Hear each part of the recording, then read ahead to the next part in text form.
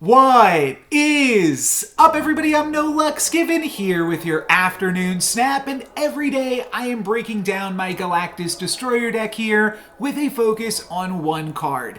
And today I'm focusing on Spider-Man. I've recently fallen in love with Spider-Man, playing this deck and others. There's just so much that this card can do. So I'm going to break all of that down. First, we're going to take a look at a game from today where Spider-Man gets to basically act as another copy of Professor X. And being able to lock down two different lanes is obviously quite strong. So Professor X and Spider-Man make a pretty nice tag team in this deck, as we'll see in this game.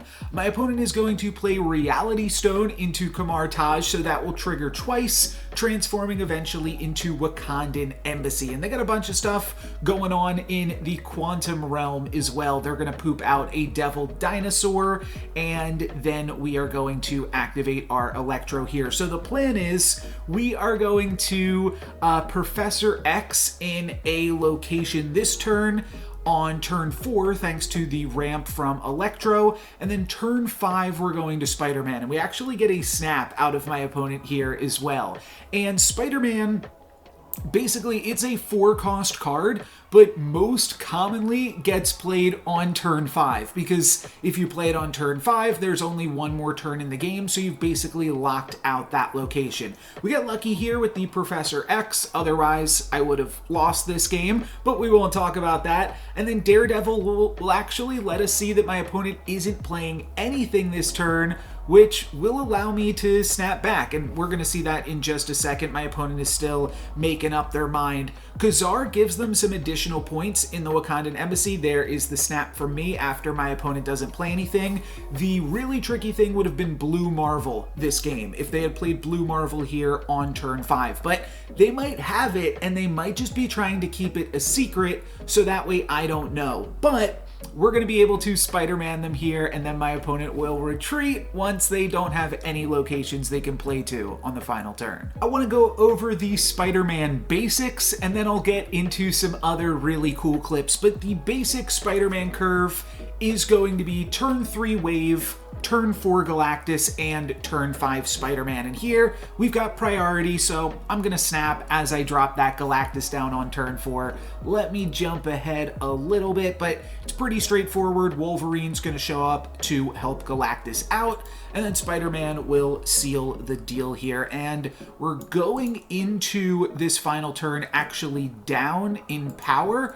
And of course my opponent is still going to wind up retreating here, though, and I did tweet this a few weeks ago, I think. It is funny that bots will actually snap in this scenario, and then you get to take the bot for 8 cubes. So that's a nice little additional incentive to add Spider-Man to your deck to aid you on your climb. Here's another game with Professor X and Spider-Man contributing to a full lockout, this time combined with the Volt. And while you can't plan for different locations, it's definitely good to be aware of. There's a lot of different locations that can lock you out in Marvel Snap, and you can combine that lockout with Professor X and Spider-Man to just seal up the game. So my opponent is going to arrow the Spider-Man over. I mean, there was nowhere else to play here, really. I guess we could have tried to steal the Volt this turn. Maybe they were playing around that, but nope. Just locking down Wakandan Embassy as well, and now we actually don't have the win. That's right, I forgot about this. I can't actually win this game, but my opponent doesn't know that, so they're gonna retreat. Spider-Man can also get played on turn 4 to set up for Hobgoblin and Professor X, two 5-cost cards that are pretty strong,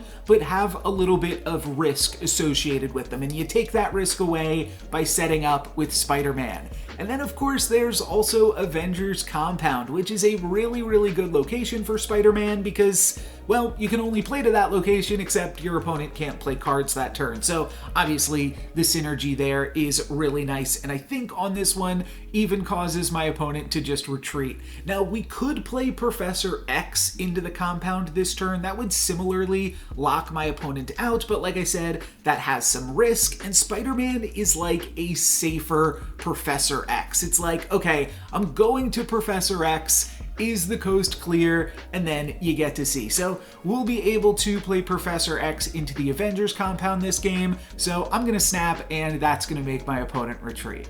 This is a sillier game because Mirror Dimension is going to wind up copying the flooded location. And I actually didn't know how this interaction worked before this game. It's kind of different. I thought that both of these locations would function the same and both would be flooded and then be inaccessible next turn. What's actually happening is the leftmost location is currently flooding, and the middle location has basically just been stormed this turn because it just transformed into the flooded location. So a little bit confusing. Hopefully I explained it well enough there, but I do think we're still going to have enough tools to take the game over. My opponent juggernauts me out of that first flooded location, and then you can see we're still able to play into that middle location this turn.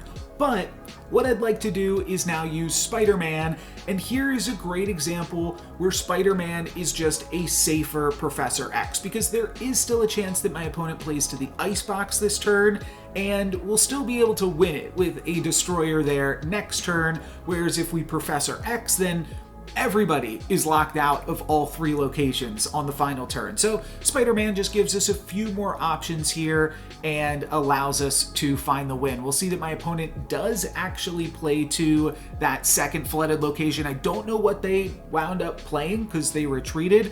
I don't know, maybe like an arrow or something, but I'm not sure what they were thinking, because obviously they weren't winning in the flooded location against Atuma. So kind of weird they didn't just play to the Icebox there, which I think is part of the bigger reason to play Spider-Man. My opponent here is incentivized to play into the Icebox because it's really tough to win that center location against Armor and Atuma. So maybe it was Arrow, not sure exactly what it could have been, but either way, not going to be enough to win.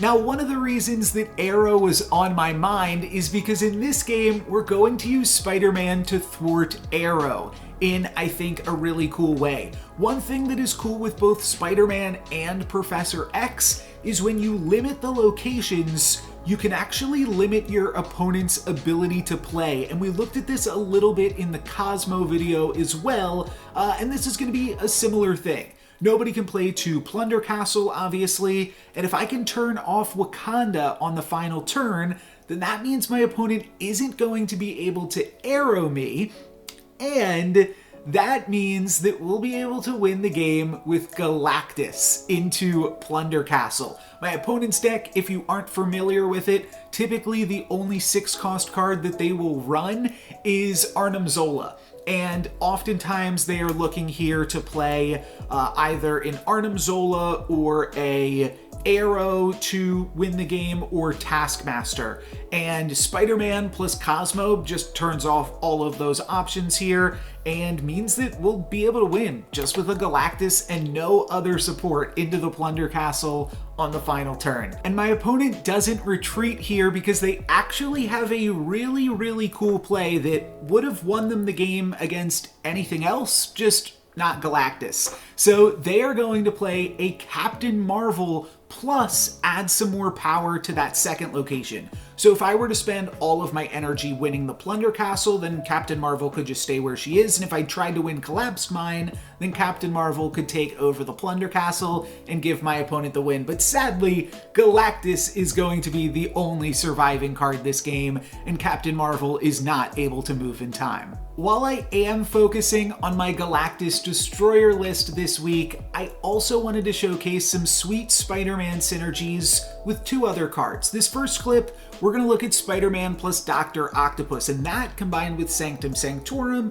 is going to do a pretty similar thing. And I just bring this up to show that Dr. Octopus is like another Professor X equivalent in this case. We'll be able to win the game here with Shang-Chi. It is actually a really, really close one, but we're able to take it on differential after we blow up my opponent's Hulk and pair of Devil Dinosaurs. And obviously my opponent stays in it there with the huge power lead that they had, but now they are going to lose this one. They've got a differential of 4, and we're beating them by 9. I just realized these two games were actually even older than I realized, and Daredevil and Sabretooth are actually Maximus and Leech in these two games. Not super important, and I do think that the deck list that's on the screen is actually a little bit better, though Leech in Galactus lists does see some play from time to time, and we are going to make pretty good use of it in this one because we get to play a turn 4 Leech